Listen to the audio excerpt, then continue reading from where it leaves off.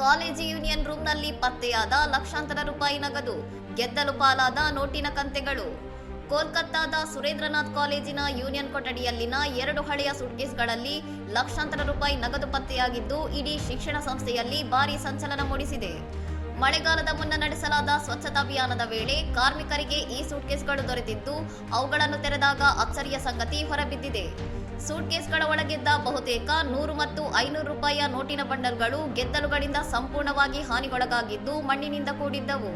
ವಿಷಯ ತಿಳಿಯುತ್ತಿದ್ದಂತೆ ಮುಚಿಪರ ಪೊಲೀಸರು ಸ್ಥಳಕ್ಕೆ ಧಾವಿಸಿ ಹಣವಿದ್ದ ಸೂಟ್ಕೇಸ್ಗಳು ಮತ್ತು ಅಲ್ಲಿನ ಕೆಲವು ದಾಖಲೆಗಳನ್ನು ವಶಪಡಿಸಿಕೊಂಡಿದ್ದು ತನಿಖೆ ಆರಂಭಿಸಿದ್ದಾರೆ. ಈ ಬೃಹತ್ ಮೊತ್ತದ ಹಣದ ಮೂಲವೇನು, ಅದು ಎಷ್ಟು ಸಮಯದಿಂದ ಅಲ್ಲಿತ್ತು ಮತ್ತು ಯೂನಿಯನ್ ಕೋಣೆಗೆ ಯಾರಿಗೆ ಪ್ರವೇಶವಿತ್ತು ಎಂಬ ಆಯಾಮಗಳಲ್ಲಿ ಪೊಲೀಸರು ವಿಚಾರಣೆ ನಡೆಸುತ್ತಿದ್ದಾರೆ.